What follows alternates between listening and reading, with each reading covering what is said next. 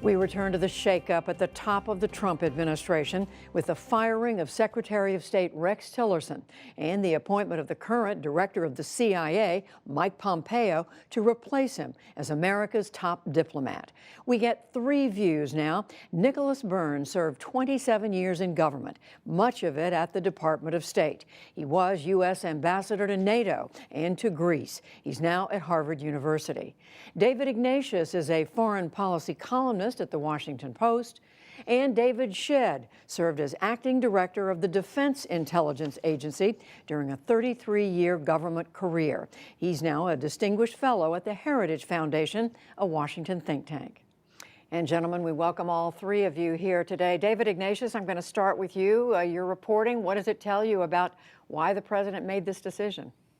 I think President Trump has been uncomfortable with Secretary Tillerson for a year, really, since soon after he took the job. Last November, Trump wanted to make a change, asked Mike Pompeo if he was ready to go to state. Pompeo said yes. The president held off, I think was counseled by Chief of Staff Kelly and others to wait on that move. He did, but his discomfort continued. Watching the public humiliation of Rex Tillerson has been painful, I think, for the whole country. It was visible today in that pained resignation statement that Tillerson made. I think Trump finally decided that the time would come to make a change as he headed into the most important diplomatic encounter of his presidency, probably, the face-to-face diplomacy with Kim Jong-un in North Korea. He felt he wanted to have his own person at state, his own team behind him, and so I think the moment had come. But the discomfort's been there for many, many months. Nicholas Burns, how would you describe the State Department under Rex Tillerson? Demoralized. I think the greatest crisis we've had in 40 or 50 years, with 30% budget cuts by the Trump administration and Secretary Tillerson, the firing of some of our best senior officers early in the administration, an exodus of very good officers at all levels, really, because no senior diplomats were appointed to senior positions around President Trump in the White House. The majority of our ambassadorships unfilled. No ambassador to Seoul in the middle of this crisis, no assistant secretary of state for East Asia. So diplomatic malpractice by Secretary Tillerson, I think that's part of his legacy, that he mismanaged the State Department, our civil and career foreign service. And this is a great, important arm of our diplomacy, and yet these people feel that they've been excluded. I would say, I think that with Secretary-designate Pompeo has an opportunity to rebuild the department if he can convince President Trump and the OMB director to put the money forward. Has an opportunity to win back people, but that's a tall order at this stage. David Shedd, as somebody who's watched American foreign policy for a long time, how do you see the record of Rex Tillerson as secretary? I think that it's spotty because of all the reasons that have already been described in terms of his inability to really influence the president. And I have seen in Director Pompeo a disproportionate amount of influence than coming from the CIA at a very time where diplomacy should actually be what we would be focusing on. What do you mean? I mean, the director and the president, I think, have hit it off from the first day, and that relationship has actually grown deeper. He gives the president's daily brief, and I think the issues that are in alignment with the president's thinking about Iran, about North Korea, about counterterrorism, are really shaped by the CIA far more than Secretary Tillerson. David Ignatius, there were Democrats out today saying damage has been done to America's role in the world, to how America is seen by other countries under the Trump-Tillerson 14 months. Do you agree? I think there's no question that Trump has succeeded in his often self-proclaimed goal of disrupting, destabilizing the world and traditional relationships, assumptions about American policy. He's wanted to shake things up, and he has. I just was in Europe last weekend listening to foreign policy discussion, and it's fair to say that our allies are concerned. They see America heading in different directions. They want the United States to be a strong leader of the system that the U.S. created after World War II, and they're concerned that Trump is walking away from that. So yes, I think there has been damage.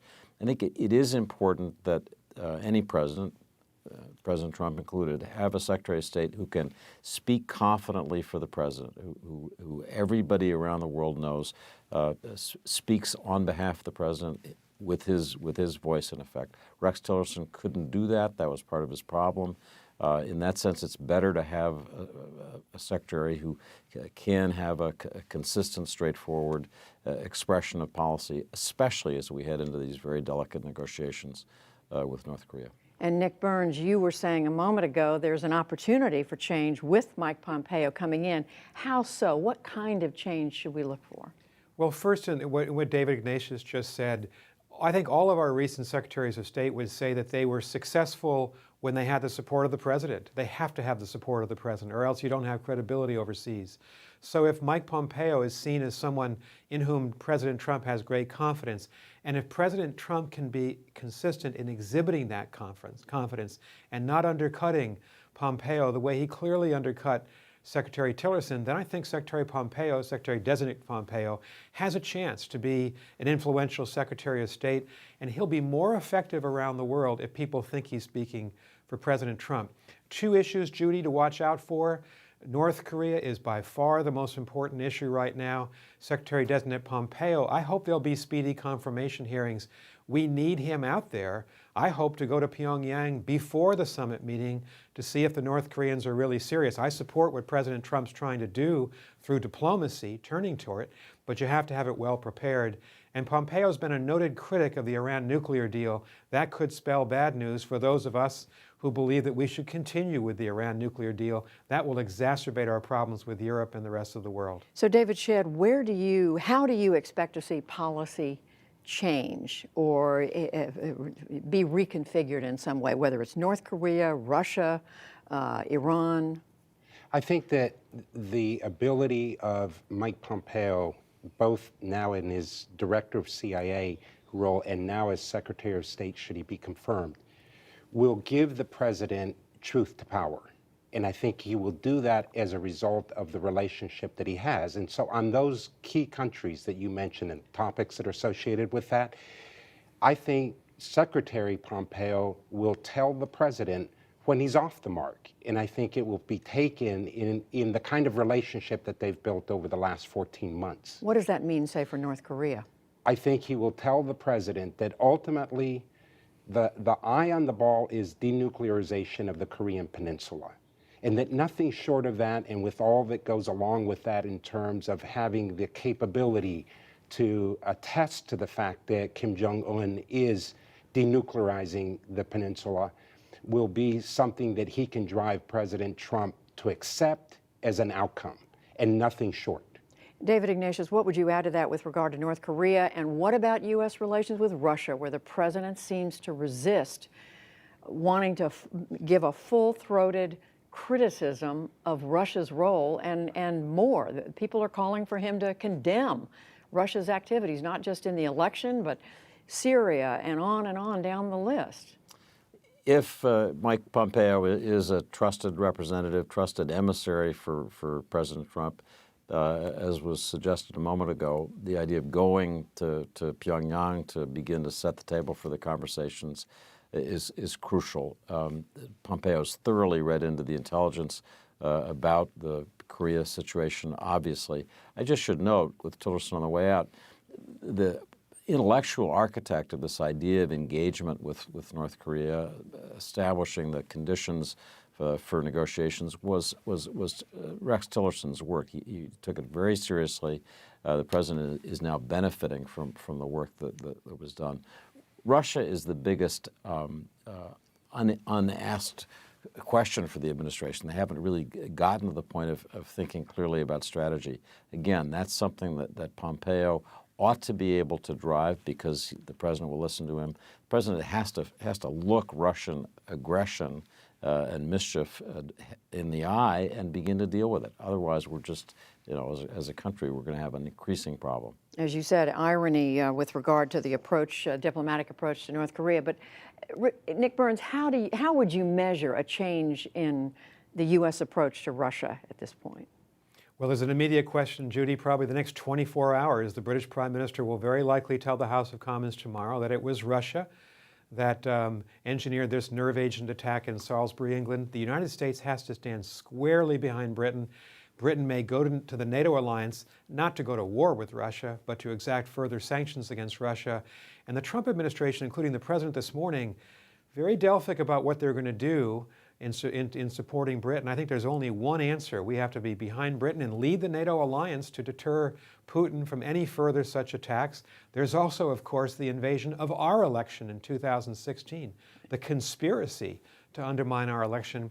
And one would hope that Mike Pompeo could convince President Trump, finally, that we have to be critical of President Putin and raise our defenses for the 2018 and 2020 elections. David Shedd, do you have a clear expectation of what we'll see on Russia with regard to Russia?